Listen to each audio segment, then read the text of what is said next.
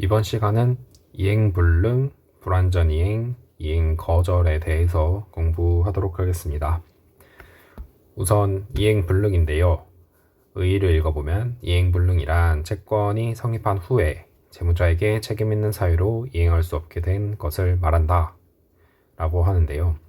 그래서 이행불능은 여기서 중요한 점은 채권이 성립한 후 이제 채무자에게 책임 있는 사유로 이행할 수 없게 된 것을 말합니다. 그래서 중요한 것은 이 부분이고요.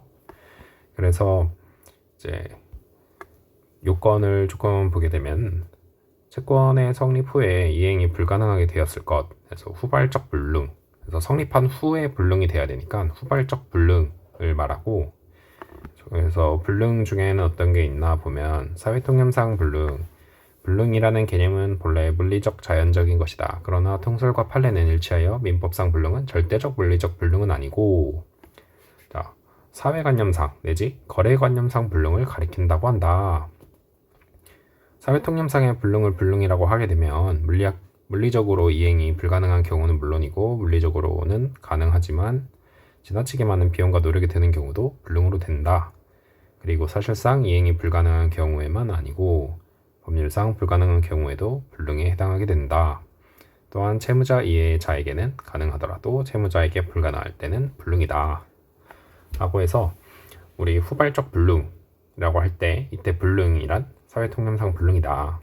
그래서 물리적으로 뭔가 가능하다고 하더라도 그게 너무 과도한 경우에는 그것도 불능이라고 볼 수 있고, 법률상으로 불가능해도 불능이고 채무자에게 불가능할 때도 불능이다 라고 생각하시면 될 것 같고요. 그 다음에 후발적 불능, 채권의 성립 당시에 이미 불능인 원시적 불능. 자, 원시적 불능은 애초에 불가능한 거예요. 애초에 불가능한 거라서 채권은 성립하지 않게 되고, 따라서 특별한 사정이 없는 한 채권자가 그 이행을 구하는 것은 허용되지 않으며 제 535조에서 정한 계약 체결상의 과실이 문제될 뿐이다 라고 해서 제 535조 제1항은 목적이 불능한 계약을 체결할 때에 그 불능을 알았거나 알 수 있었을 자는 상대방이 그 계약의 유효를 믿었음으로 인하여 받은 손해를 배상하여야 한다. 그러나 그 배상액은 계약이 유효함으로 인하여 생길 이익액을 넘지 못한다 라고 되어 있어요. 그래서 이제 불능한 계약을 체결할 때 그 불능을 알았거나 알 수 있었을 자, 그 말하는 사람이 예를 들어서 내가 하늘의 별을 따다 줄게 라고 할 때, 그러면 불능을 내가 하늘의 별을 딸 수 있다는 그 사실을 알았거나 알 수 있었을 자는 상대방이 그 계약의 유효를 믿었음으로 인하여 받은 손해를 배상하여야 한다. 그러니까 상대방이 진짜 하늘의 별을 따다 주겠다 라고 덥석 믿었다, 유효를 믿었어요. 그러면 손해를 배상해 줘야겠죠. 그러나 우리 일반적으로 생각할 때 내가 저 하늘의 별을 따다 줄게 하면 그게 불가능한 이야기라는 걸 알잖아요. 그래서 상대방이 그걸 믿지 않겠죠.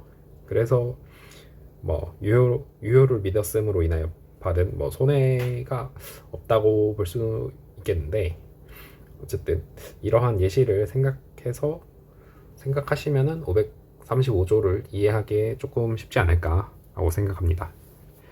다음 일부 불능의 경우, 일부만이 불능인 일부 불능에 대하여는 그것이 원시적인 것이든 후발적인 것이든 제 137조의 일부 무효의 법리가 적용된다.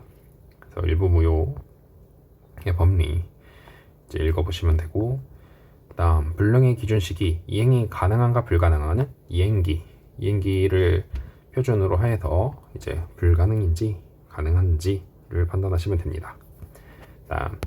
그 다음 요건, 채무자에게 책임 있는 사유로 불능으로 되었을 것. 민법은 이행불능에 관하여는 채무자의 유책 사유를 명문으로 규정하고 있다. 이행불능이 채무자에게 유책 사유 없이 발생한 경우에는 채무자는 채무를 면하게 된다. 그래서 우리 어쨌든 간에 이행지체나 이행불능이나 이런 것들은 전부 채무자에게 유책 사유가 있어야 합니다. 책임 있는 사유가 있어야 한다 라는 것이고, 그 다음에 이행불능이 위법할 것. 그래서 이행불능의 요건은 후발적 불능, 그리고 책임 있는 사유, 채무자의 유책 사유가 있을 것, 다음 이행불능이 위법할 것 이렇게 있다고 보시면 되고, 다음 이행불능의 효과, 손해배상 청구권의 발생. 그래서 390조 손해배상 청구를 할 수 있고요. 그래서 이때 손해배상은 그 성질상 이행에 가름하는 손해배상, 즉 전보배상이다. 다음 손해배상 말고 또 할 수 있는 것은 계약해제권의 발생. 계약에 기해 발생한 채무가 채무자의 책임 있는 사유로 이행이 불능으로 된 때에는 채권자는 계약을 해제할 수 있다. 이때 최고는 요구되지 않는다. 나 해제 이행 안 하면 해제합니다. 이런 말을 할 필요 없이, 왜냐면 이미 이행 불능이니까요. 그리고 그 채무가 쌍무계약으로부터 발생한 경우에 쌍무계약 서로 뭔가 의무가 있는 거예요. 예를 들어서 뭐 물건을 주고 돈을 주고 이런. 자, 쌍무계약으로부터 발생한 경우에 상대방이 자기의 채무의 이행에 제공을 할 필요도 없다. 왜냐하면 어차피 다 상대방은 못할 거니까. 자, 본래의 공사비 채권이 시효 소멸되었다면 그 채권이 이행 불능이 되었음을 이유로 하는 손해배상 청구권 역시 허용될 수 없다. 그래서 이제 이미 어떤 채권이 시효 소멸돼서 이제 더 이상 이거를 주장하지 못한다라고 만약에 한다면, 그러면 이제 이행 불능이 되었으므로 이유로 하는 손해배상 청구권도 허용될 수 없고, 그다음 이행 불능을 또는 이행 지체로 이유로 한 법정 해제권. 자, 해제권은 채무자의 채무 불이행에 대한 구제 수단으로 인정되는 권리이다. 따라서 채무자가 이행해야 할 본래 채무가 이행 불능이라는 이유로 계약을 해제하려면 그 이행 불능의 대상이 되는 채무의 본래 채무가 유효하게 존속하고 있어야 한다. 자, 이행 불능이란 이유로 계약을 해제하고 싶어요. 해제하려면은 어떻게 해야 되냐? 본래 채무가 유효하게 존속하고 있어야 돼요. 그러나 문제가 뭐냐? 자, 민법 167조는 소멸시효는 그 기산일에 소급하여 효력이 생긴다라고 정한다. 본래 채권이 시효로 인하여 소멸하였다면 그 채권은 그 기산일에 소급하여 더는 존재하지 않는 것이 되어 채권자는 그 권리의 이행을 구할 수 없는 것이고, 자, 이와 같이 본래 채권이 유효하게 존속하지 않는 이상 본래 채무의 불이행을 이유로 계약을 해제할 수 없다고 보아야 한다.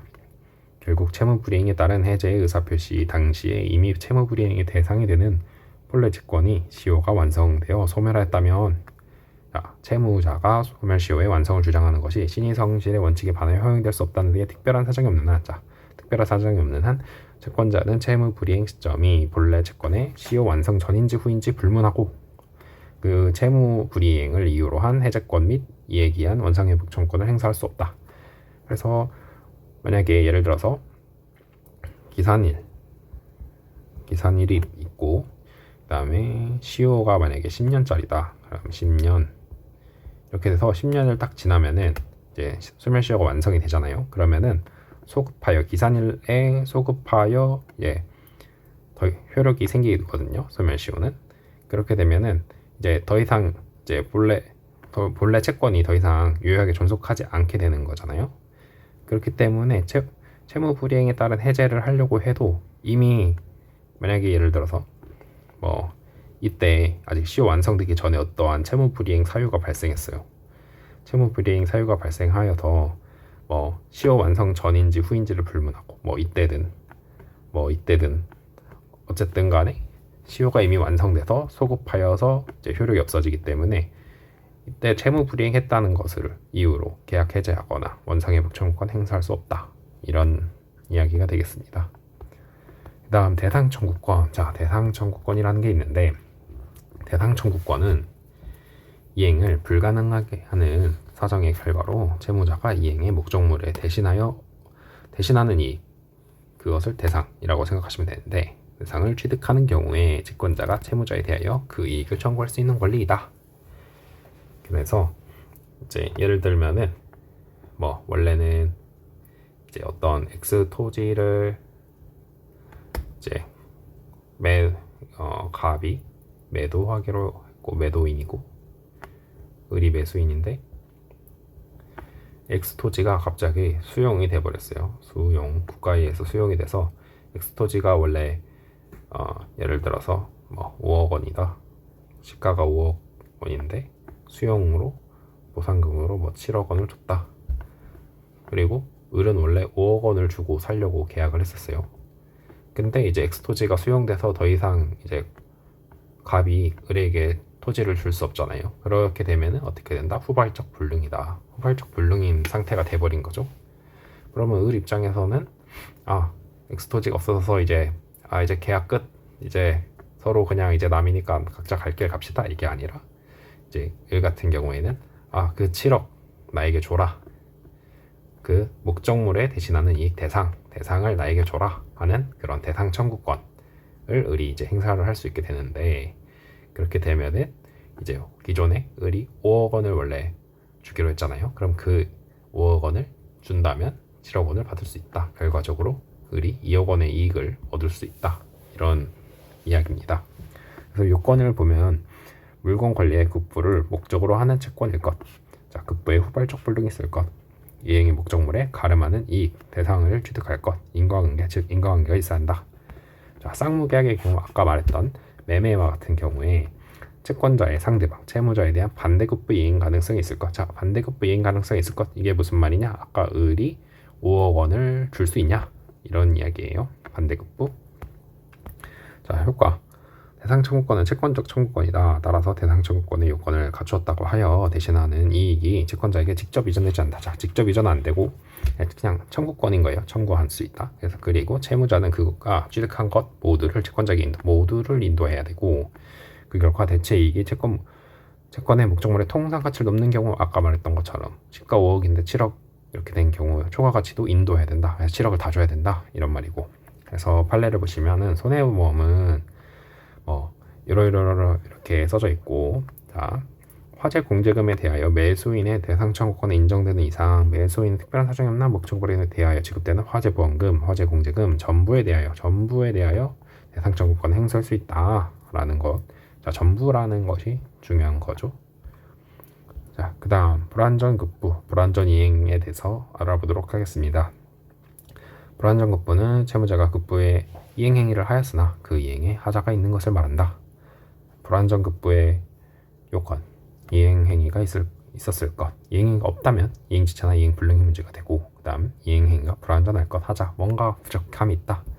자, 채무자의 기책사유가 있을 것, 위법할 것. 그래서 불완전급부의 효과는 통설은 불완전급부를 포함하여 불완전 이행의 효과를 완전 이행이 가능한 경우와 그것이 불가능한 경우로 나눠 설명한다. 자, 전자의 경우 완전 이행이 가능한 경우, 완전 이행이 가능한 경우에는 완전 이행 청구권. 예를 들어서 좀 부족한 부분 그거 다 보완해줘. 그래서 추한 방법이 있으면 추한 청구권. 그 외에 이행지체로에는 손해배상 청구할 수 있고, 다음 후자의 경우 이제 뭔가 완전 이행이 이제 불가능했어요. 그러면 확대 손해배상과 전부배상만을 청구할 수 있다고 한다. 그리고 그 밖에 완전 이행이 가능한지 여부에 따라 이행지체와 이행불능에 준하여 계약 해지권을 인정한다. 자, 그 다음 이행거절. 이행거절이란 채무자가 채무의 이행이 가능함에도 이를 행할 의사가 없음을 채권자에게 대하여 진지하고 전국적으로 표시하여 객관적으로 보아 채권자로 하여금 채무자의 임의 이행을 더 이상 기대할 수 없게 하는 상태를 말한다. 자, 채무 불이행의 유형으로서 이행거절의 독자성 인정 여부. 자, 이제 이 이행 지체할 때쯤에 설명했던 것처럼 이제 보통 세 가지 이행 지체, 불능, 그다음에 불완전, 이렇게 보통 세 가지가 있고, 그다음에 추가로 이행 거절을 포함을 시킬 것이냐 이제 라는 문제가 있는데, 이에 대해서 학설이 대립하고요. 이제 이행 지체의 하부 유형으로 파악하면 충분하니까 독자성 부정설과 일반 조항이 있으니까 포함시킬 수 있다 해서 독자성 긍정설이 대립하는데, 이거는 그냥 그런 말이 있구나 정도로 알아두시면 되고, 이제 요건과 판례를 좀 보도록 하겠습니다. 이행 거절의 경우 요건은 이행이 가능하고, 자, 진지하고 종국적 이행 거절 의사일 것. 자, 번복 가능성이 없어야 돼. 완전 진짜 진심으로 거절해야죠. 자, 이러한 거절 의사의 표명 여부는 계약 이행에 관한 당사자의 행동과 계약 전후의 구체적 사정 등을 살펴서 판단해야 된다. 다만 이행 거절로 인한 계약 해제의 경우에는 상대방의 최고 및 동시 이행 관계에 있는 자기의 채무의 이행 제공을 요하지 아니하여 이행 지체 시의 계약 해제와 비교할 때 이 계약 해제 요건이 완화되어 있는 바, 명시적으로 이행 거절 의사를 표명하는 경우 외에 계약 당시나 계약 후에 여러 사정을 종합하여 묵시적 이행 거절 의사를 인정하기 위해서는 자, 묵시적으로 이행 거절했구나 라는 걸 인정하기 위해서는 정황상 분명히 인정되어야 한다. 자, 부동산 매도인이 중도금의 수령을 거절했을 뿐만 아니라 계약을 이행하지 않을 의사를 명백히 표시한 경우 매수인은 신의성시원칙상 소유권 이전 등기 이행일까지 기다릴 필요 없이 자, 이행기 전인 거죠. 그러면 이행기 전에 기다릴 필요도 없이 거절이 명백하니까 매매 계약을 해지할 수 있다. 그러면은 이행기 전에는 명백히 거절을 했으면 기다릴 필요 없이 해지할 수 있다라는 것이고, 그다음에 규칙성이 있고 위법해야 되고. 그래서 효과를 보겠습니다. 효과는 강제이행 청구권이 있어요. 강제이행 청구권은 이제 채권 그 청구에 대해서 채무를 이행하지 않으니까 그것을 강제로 이행하도록 하는 청구권이고, 다음은 전부배상 청구권, 손해배상 청구권이죠. 자, 계약상 채무자가 계약을 이행하지 아니할 의사를 명백히 표시한 경우 채권자는 신의성시 원칙상 이행기 전이라도 최고 없이 채무자의 이행 거절 이유로 계약을 해지하거나 채무자를 상대로 손해배상 청구할 수 있고 라고 해서 이렇게 나와 있고, 이행지체에 의한 전부배상이 있어서의 손해액의 산정은 본래 의무 이행을 최고한 후 상당한 기간이 경과한 당시의 시가를 표준으로 하고, 자, 이행지체의 경우 어떻게 한다? 우리 최고 상당한 기간 지나고 나서의 시가 표준. 이행불능으로 인한 전부배상액은 이행불능 당시의 시가. 그죠? 이행불능. 채무자의 이행 거절로 인한 채무불이행. 자, 이행 거절로 인한 채무불이행. 그래서 손해액 산정은 채무자가 이행 거절의 의사를 명백히 표시하여 최고 없이 계약의 해제나 손해배상을 청구할 수 있는 경우에는 이행 거절 당시, 자, 거절 당시의 급부 목적물의 시가를 표준으로 해야 한다. 라고 해서 자, 이행 지체인 경우에는 상당한 기간 경과, 이행 불능의 경우에는 불능 당시, 이행 거절은 거절 당시, 이렇게 생각해 두시면 되겠습니다. 다음 계약 해제권. 이행 거절의 경우 이행하지 않을 것이 명백하므로 그 이행을 요구하는 것이 무의미하다. 따라서 이행기 전 이행 거절의 경우에는 이행기 도래하지 않아도 우리 신의칙상 최고 없이도 계약을 해지할 수 있다. 자, 참고로 비교해서 볼 것은 544조 본문. 당사자 일방이 그 채무를 이행하지 아니한 때에는 상대방은 상당한 기간을 정하여 이행을 최고. 자, 이 부분은 이행 지체에 관한 얘기거든요. 이행 지체의 경우에는 상당한 기간을 정하여 최고를 하고 나서 그 기간에 이행하지 않으면은 계약을 해지할 수 있는 건데, 이행 거절 같은 경우에는 어떻게 신의칙상 최고 없이도 계약 해지할 수 있다. 이 차이점이 있고, 이행 후 이행 거절의 경우 당사자 쌍방의 채무가 그 이행기를 모두 도과한 후 이 일방의 이행 거절이 있으면 신의칙상 자기 채무 이행 제공이나 최고 없이도, 이제 이행기가 원래 도래하면은 나도 채무가 있으니까 나도 이행을 제공해야 되잖아요. 근데 그런 거 뭐 최고 없이도 계약 해지할 수 있다. 여기서 자기 채무 이행 제공이나 최고 없이랑 상대방을 이행지체에 빠뜨릴 필요가 없다 는 것으로 구체적으로 쌍무계약에서 상대방의 동시에 항변권을 깨뜨리기 위해 자기 채무의 이행 제공을 할 필요가 없다는 뜻이다 라는 거고, 참고해서 비교해서 볼 것은 544조 단서. 자, 그러나 채무자가 미리 이행하지 아니할 의사를 표시한 경우, 미리 이행하지 아니할 의사를 표시하는 경우에는 최고를 요하지 않는다. 원래 이럴 때는 최고를 요하지 않는데, 이행 거절의 경우에는 그냥 이행 제공이나 최고 없이도 계약 해지할 수 있다 하는 내용이고요. 자, 그러나 이행 거절이 아닌 단순히 채무 불이행이 예상되는 경우 것만으로는 이행기의 도래 전에는 계약 해제를 할 수 없다. 자, 이행 거절과 채권자 지체. 자, 쌍무계약에서 서로 뭔가 해야 될 의무가 있는 이런 상황에서 채권자의 자기 채무에 대한 이행 거절은 동시에 채무자의 채무에 대한 영구적 불수령을 의미할 수 있다. 자, 갑과 을이 있고, 이제 뭐 예를 들어서 뭐 X라는 뭐 물건, 동산, 물건을 매매하기로 해서 갑이 매도를 하고 을이 매수를 한다 라고 생각을 해봤을 때, 자, 갑의 입장에서는 갑이 채권자인 것은 이만에게 1억 원이다. 그러면은 이 금전에 대해서는 갑이 채권자이고 이 물건에 대해서는 채무자잖아요. 그래서 채권자의 자기 채무에 대한 이행거절, 나 돈 안 받을 거야 라는 것은 채무자의 채무에 대한 영구적 불수령. 이제 채무자 갑의 이제 채무에 대한 영구적 불수령, 채권자 지체를 의미할 수도 있다. 그러니까 이제 자기 채무, 그 채권자 자기 채무에 대한 이행 거절이죠. 그래서 나 물건 안 줄 거야 하면은 돈 안 받겠다는 그런 말이죠. 그런데 이런 경우 변제 제공의 효과가 발생하기 위해서는 채무자의 구도 제공조차 필요하지 않는데, 채권자 지체 성립에서도 마찬가지인가 하는 점이 문제된다. 즉 진지하고 전국적 수령 거절이 있으면 제400조 이행 제공으로도 볼 수 있지 않는지 문제된다. 그러니까 이제 만약에 예를 들어서 이행 거절을 했을 때도 400조 이행 제공으로 봐서 이제 책임을 을에게 전가를 시키는, 그러니까 쉽게 생각하면은 이제 예전에 제가 설명했던 것 중에 이제 537조와 538조의 이야기가 있는데, 간략하게 설명해 드리자면은 이제 537조 같은 경우에는 이제 채무자 책임, 채무자 위험 부담주의예요. 그래서 쌍무계약의 당사자 일방의 채무가 당사자 쌍방의 책임 없는 사유로 이행할 수 없게 된 때에는 채무자는 상대방의 이행을 청구하지 못한다 라고 돼 있어요. 그래서 대표적인 그 스토리를 생각하시면은, 예를 들어서 이제 갑이 을에게 어떤 물건을 물건을 줘야 되는데, 그 물건이 갑의 책임 없는 사유로 멸실이 돼버렸어요. 그러면은 갑이 물건을 못 주는 상태가 돼버린 거잖아요. 그러면 을한테 돈을 받을 수 있냐? 그것도 아니다. 그러니까 여기서 우리가 나왔던 게 급부위험 관련해서 얘기를 할 때 이런 내용을 배웠었는데, 우리가 어떤 물건을 특정을 하면은 이제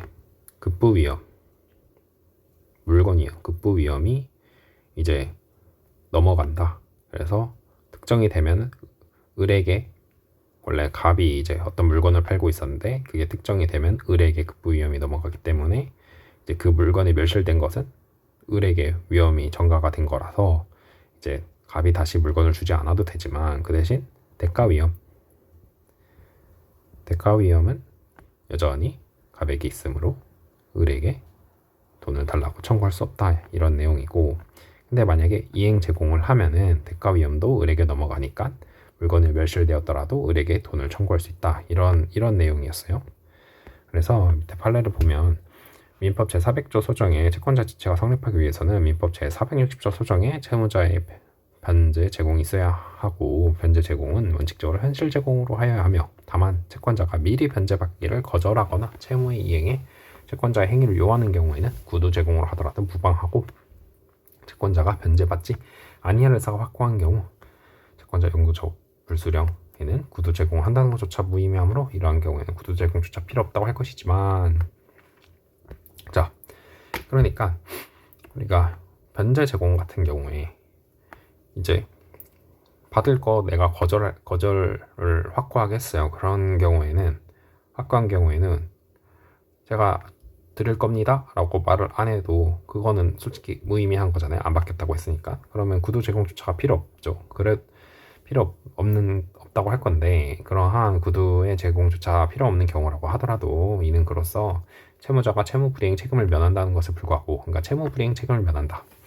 그러니까 구도 제공조차 하지 않더라도 이행 거절을 한 경우에는 뭐 이행 지체나 이런 것이 발생하지 않는다, 이렇게 생각하시면 되는데, 민법 제538조 제1항 제2문 소정의 채권자의 수령 지체 중에 당사자 쌍방의 책임 없는 사유로 이행할 수 없게 된 때에 해당하기 위해서는 현실 제공이나 구도 제공이 필요하다. 이때는 필요하다고 하잖아요. 이 차이가 뭐냐면, 참고 부분에 보시면은 제460조 변제 제공과 400조 이행 제공의 차이를 구별해야 된다. 제460조 변제 제공의 경우에는 책임 면제라는 효과가 있는 것. 즉 이제 구두, 여기서 이 판례 사안에서 보면은 구두 제공조차 하지 않더라도 이제 채무 불이행 책임을 면하는 거예요. 책임 면제. 근데 어떻게 해야 되냐? 아까 여기서 설명한 것처럼 대가 위험, 돈 받아야 되잖아요. 이제 더 이상 갑이 을에게 뭐 물건 안 주고 이런 건 상관이 없는데, 문제는 갑이 돈을 받고 싶어요. 돈을 받고 싶으면은 돈을 달라고 해야 되죠. 그럼 대가 위험이 을에게 넘어가야 되는데, 이전이 돼야 되는데, 이렇게 이전시키려면 어떻게 되냐? 이 현실 제공이나 구두 제공이 필요하다. 이런 내용이에요. 그래서 이렇게 해서 대가 위험을 넘겨야 이제 돈을 받을 수 있으니까 그런 이야기죠. 왜냐하면 그거조차 안 하고 돈 달라고 해서 돈 받으면 조금 불공정하다고 느껴질 수 있잖아요. 그래서 이제 이행 거절의 이런 상황에서 채권자 지체랑 이제 엮어서 생각을 하게 되면은 이 부분을 잘 한번 읽어보시고 생각해 보시면 될 것 같습니다. 다음 기타 행위 의무 위반. 급부 의무 이외의 행위 의무, 즉 기타 행위 의무를 위반하는 것도 채무 불이행이 된다. 그래서 어떤 의무가 있을까요? 한번 보면은 설명 의무. 설명 의무 같은 경우에는 만약에 기계 매도인이 있고 그 기계의 사용법을 올바르게 해줘야 된다. 이런 의무가 있다. 이런 거고 대표적인 판례로는 농민들이 농약 판매업자와 상의하여 농약을 선택하여 온 때에는 판매업자는 농약의 성능, 사용 방법 등에 관하여 정확하게 설명해줄 의무가 있다. 이런 설명 의무 이런 게 있고, 안전 배려 의무는 근로계약에 있어서 사용자는 피용자가 노무를 제공하는 과정에서 피용자의 생명, 신체 건강의 안전을 배려해야 할 의무가 있다. 이런 것이 있고, 그다음에 보호 의무 같은 것은 이제 채무자는 채무 이행 과정에서 채권자에게 신체적, 재산적 손해를 가하지 않아야 할 의무가 있다라고 해서 보호 의무인데, 예를 들면 숙박업자는 투숙객에 대해서 보호 의무가 있다 이런 거죠.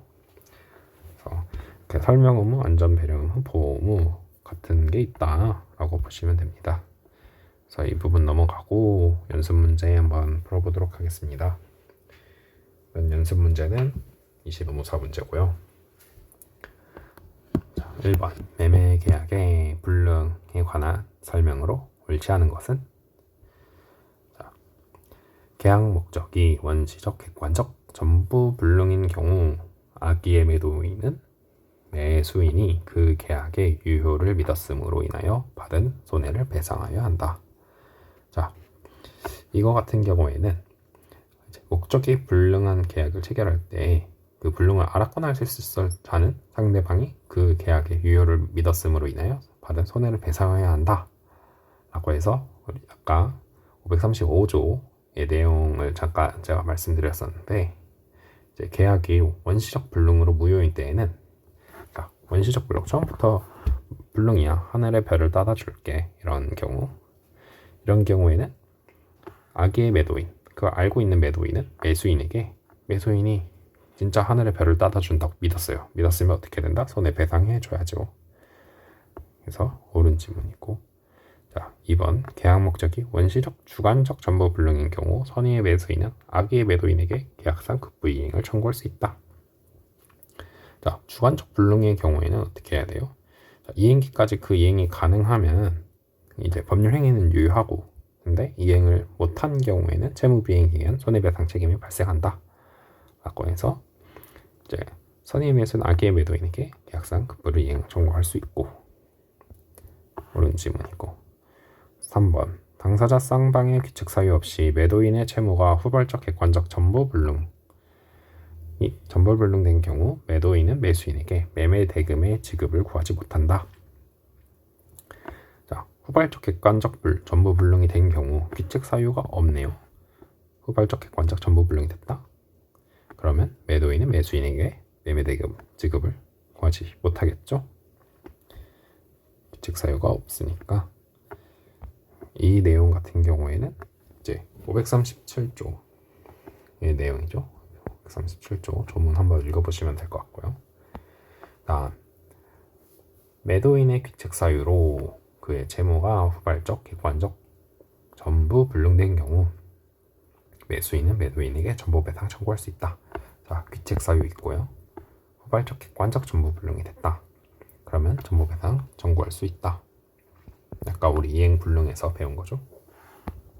다음 5번 대상을 발생시키는 매매 목적물의 후발적 불능에 대하여 매도인의 규칙 사유가 존재하는 경우 매수인은 대상 청구권을 행사하지 못한다. 자, 후발적 불능에는 채무자의 규칙 사유가 있는지는 묻지 않는다. 자, 대상 청구권이 인정되기 위해서는 이제 채무자에게 목적물의 급부 의무가 있어야 되고 후발적으로 불능이 되어야 되는데 후발적 불능에 채무자의 규칙 사유가 있는지는 묻지 않는다. 왜냐하면 아까 예시를 들었다시피 예를 들어서 국가가 강제 수용했다. 이거는 규칙 사유가 없는 거잖아요. 그런 경우에도 이제 대상 청구권 행사가 할 수 있기 때문에 이 부분이 이제 정답이 되겠네요. 다음 2번 문제 18년도 노무사 문제고, 자, 갑은 자신의 X 건물을 매매대금 1억 원, 계약금 1,000만 원으로 정하여 을에게 매도하는 계약을 체결하고, 자, 갑이 을에게 매도를 했어요. 매도인.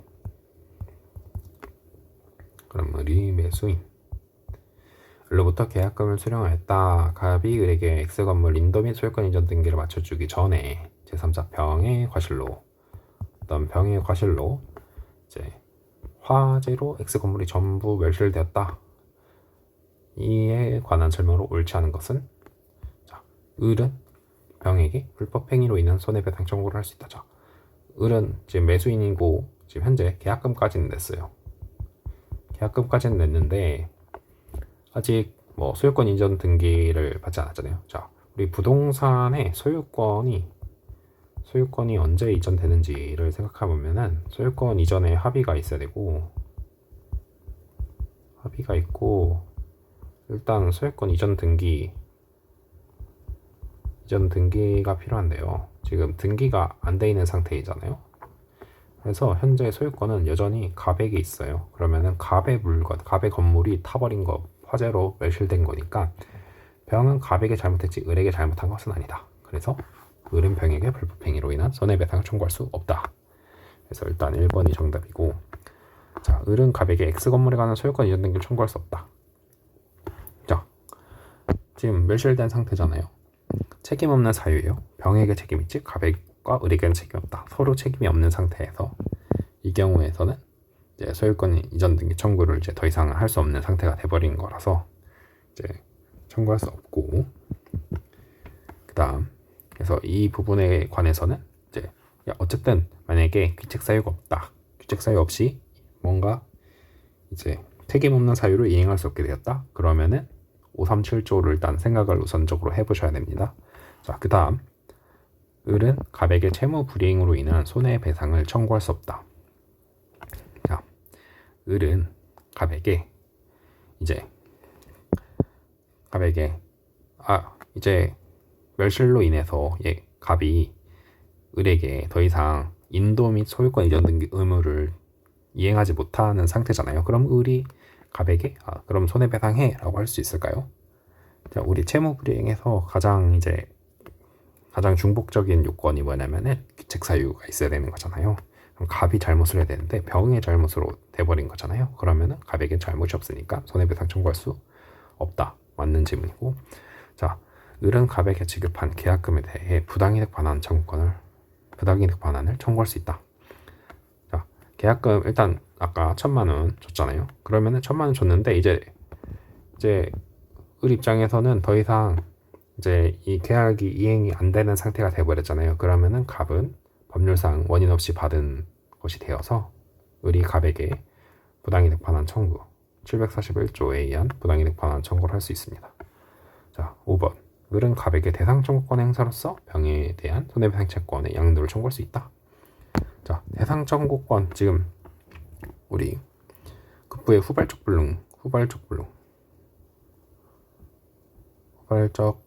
불능이고 대상을 얻어야 되죠. 대상을 얻어야 되는데 그 얻는 과정에서 인과관계가 필요하고 이런 요건이 필요한데, 그래서 만약에 예를 들어서 갑이 병에게 손해배상 채권이 생겼어요. 그게 만약에 대상이다. 그 X 건물에 대신하는 이익이 되었다 라고 하면은 을은 대상 청구권을 통해 행사해서 이제 이 손해배상 채권을 양도를 구할 수 있습니다. 양도를 구할 수 있고, 만약에 그렇게 양도를 하게 된다면 이제 이게 쌍무계약이잖아요. 서로 의무가 있는 쌍무계약이니까 그럼 반대급부를 을이 이행을 해야겠죠. 그러면은 계약금 이제 1,000만 원은 이미 졌고 그러면은 9천만 원을 주면서 이 손해배상 채권을 나에게 줘라 이렇게 뭐 할 수 있겠죠. 그래서 일단 정답은 1번입니다.